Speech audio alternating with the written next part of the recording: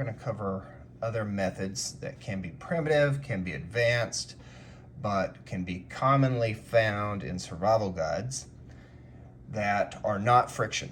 So we're going to go over percussion, compression, electrical, magnification, and chemical. So if you're going to try a percussion fire, marcasite would be the gold standard. And then you've got pyrite. Now with pyrite, you're going to have to strike it. Typically we think of pyrite in this cube form. This will throw sparks, but not enough. And the cube form is really brittle, so it'll break apart in your hands. What you're looking for, if you're going to try to use pyrite, is pyrite embedded in quartz. So pyrite veins embedded inside quartz, and then you would strike this, try to get the spark to go on to something flammable. So this is agave. You could use tinder fungus. You could use some sort of char cloth. Char cloth would be ideal. But obviously, if you have char cloth, you've already made a fire. The striker needs to be a hardness rating of 7 or higher. So here we have quartz, which is hard enough. This is actually chert. And then you also have flint. And so ideally, if you can find it, marcasite would be best. Now you can either strike this or scrape it. So true percussion is that you're striking it. But if you get really good, you can throw a spark by scraping. And then you would fluff up your tinder fungus or agave, whatever is going to receive the spark.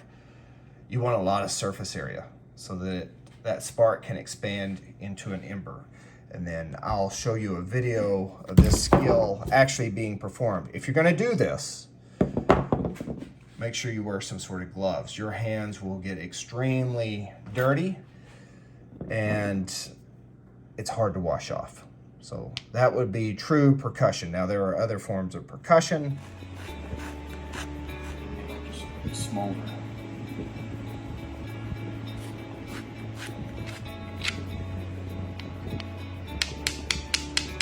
All right, we got one right there. See it starting to form in that amadou? That'll continue to smolder.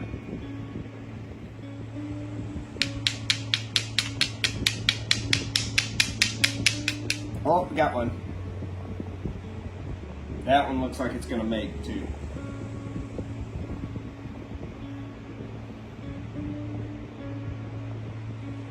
All right, good. We got a couple of those. We actually got 2 coals forming. Is some sort of carbon steel and then flint or a rock with a hardness rating of 7 to throw your spark. That's probably more common. Typically you would have some sort of flint that would strike the carbon steel. It's flaking off a piece of that carbon steel and then it goes into whatever's going to receive the spark.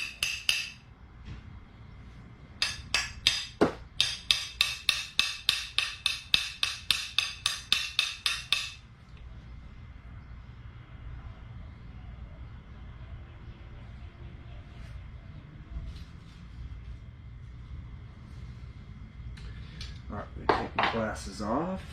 Let's get some other pieces of chaga burning. Okay, so we took steel, so carbon steel. We scratched off or used our saw and our multi-tool to scrape off powdery chaga. A more common way or more modern way of using sparks to ignite a fire, it's not truly percussion because you're scraping it. So we have a flint striker here that we're gonna pull. We're gonna keep our knife in position, but we're gonna actually pull the striker away. So you're pulling the striker away and then whatever's gonna receive it, you can see these little burn marks. I would wanna fluff that up so that we have a lot of surface area for that to go into. Magnesium with a flint striker on the end. And once I get that pile, I'll show you what I'm going to do. To get that device, what you want to do is hold your knife still and pull that away, right? So hold it still and then pull it away, and then that'll direct it eventually into that magnesium. And if you hit that magnesium just right, it'll catch on fire. down here to the coconut husk. Even without magnesium, that may be hot enough to catch that coconut husk on fire. So that had no magnesium. So you can see how punky and fluffy that is. I'm going to fluff that up. Direct those sparks. There we go. So we got one starting to form. And I bet you if we had a little wind, yeah, that's gonna spread like crazy. Let's see.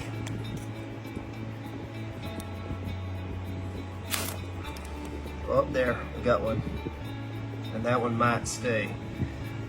Looks fairly big. Yeah, that one's gonna go. We got two actually. We got one up here too. Well, good. So that tells me my little flint striker on my knife, with the right resources, is good enough. So next is fire by compression. So this can be done in a primitive setting. I've seen it done with bamboo. I've got some video of people in the Philippines using this. I have not mastered this technique. That's why I have to use a commercial method. So I'm still working on getting the technique down. It would be best to use char cloth, but material that is extremely flammable as a low ignition temperature works well too. So you take your char cloth or a low ignition temperature like this agave would work. So would tinder fungus. It's also good. This has an oil in it because you have to keep a good seal. That's been the hardest part of creating this. You would take that oil, place it around there. You want to take these bits of char cloth and kind of roll it up. Place it there in the top part of the piston. And there's a couple different ways of doing this. You could slam this down, like slam it down like that, or you can compress it with your hand. Either way, you've got to pull that piston back out. So this is a fire piston. So you're compressing it and then pulling it out. There you go. And there you can see we made a little ember. And then I could transfer that ember over here to the agave. So this next one, you're taking a gum wrapper, you're gonna cut it into 3 different sections. So into thirds. And you wanna cut it at an angle so that you get it to a small point, not too small of a point. You still need enough material for it to burn into.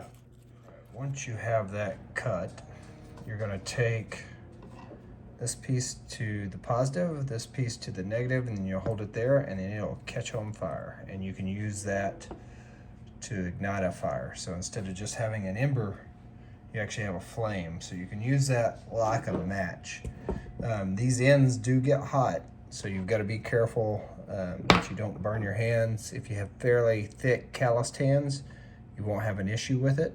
But if not, then you may want to put on some gloves.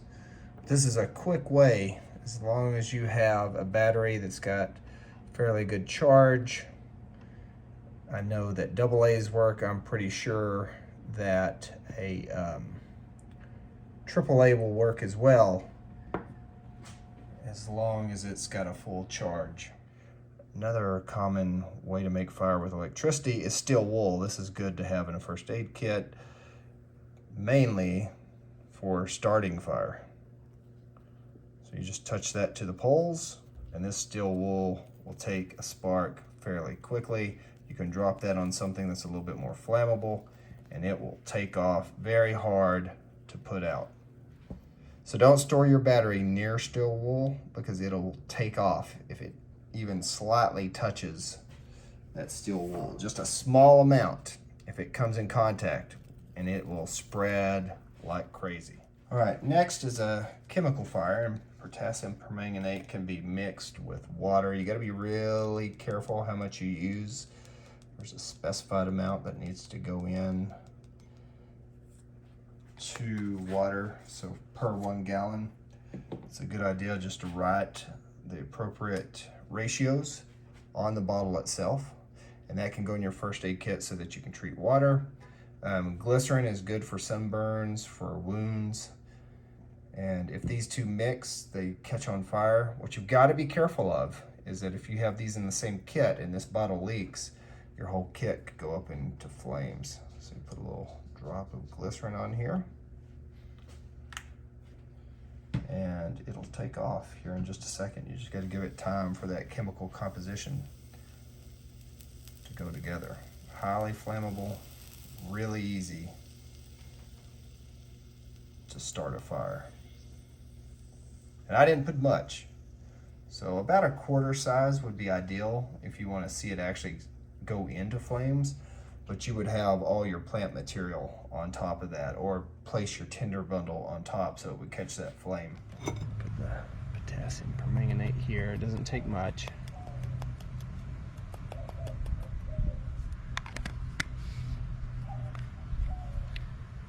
We're going to take a little bit of sugar. See if I can get some of this.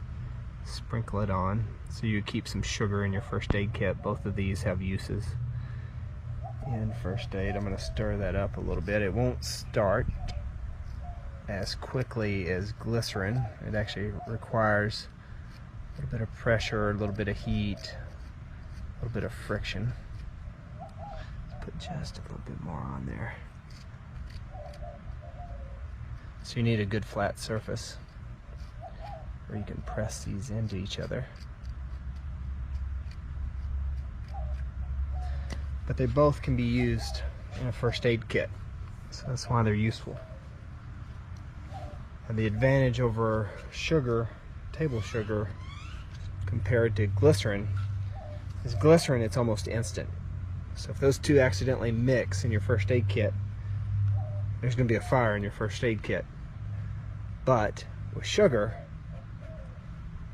it requires some friction, so I've got to grind these together. Both of these can act in your first aid kit and have other uses than just fire. So you can use potassium permanganate, this is it right here, to, if you put it in water, treat fungal issues. You can use it to treat water. So 1 part potassium permanganate with a gallon of water. So that would be like 1 gram of potassium permanganate per 10,000 milliliters of water. But it can treat other skin issues. And then obviously table sugar, if somebody's hypoglycemic and you have some sugar packs in there, those can be mixed with water to help bring their blood sugar back up if they've exerted themselves too much and have a diabetic emergency. So you want to mix these together with friction. I can already smell it. There we go. And you can see it starting to form. And then you would take your tinder bundle and place on top of that. But I wanted to leave those separate so that you kind of see how it works and how they burn into each other. Then you have magnification. And so magnification requires the sun, obviously. So the sun has to be out and it has to be high enough in the sky for this to work. And these can slip into your wallet. You can put them in a first aid kit, and they act just like a magnifying glass. That's what they are. This one's kind of dirty, but it magnifies the sun's rays. There are also convex knife handles that will do the same thing, and that works really well. But this is most convenient. It can easily go, like I said, into your wallet or into a first aid kit as a backup source of making fire. So we're going to place our tinder bundle in there, or the bottom stage of our tinder bundle, and we're going to have to adjust the height. I'm going to put some agave. So this is the center part of agave. Super good, super punky wood. So if I need any more, I have some here. Put my chaga up there. Just make sure the camera's going.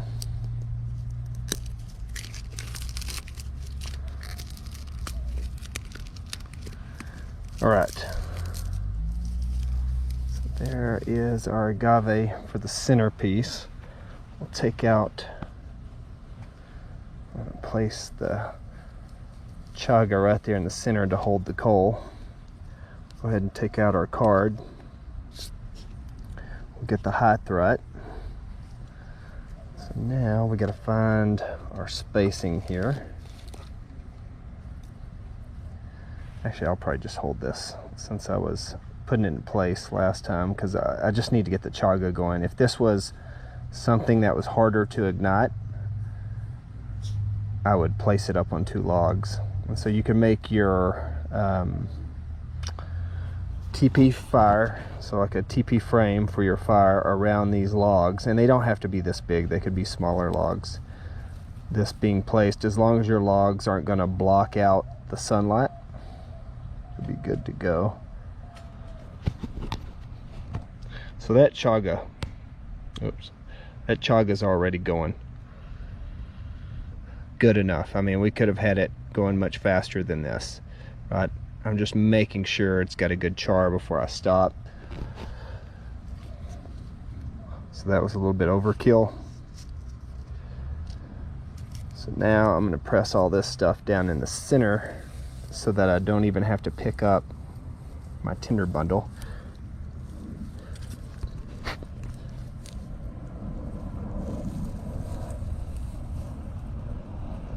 Because we're going to have adequate airflow around it, because we're getting airflow between these logs.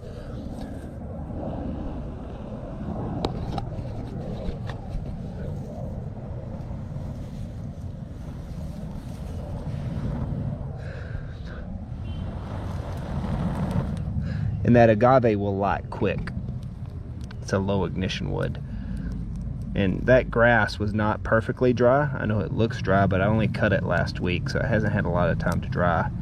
So if this was a TP style frame, you could just start stacking your logs around it if it wasn't already built and turn it into a giant teepee.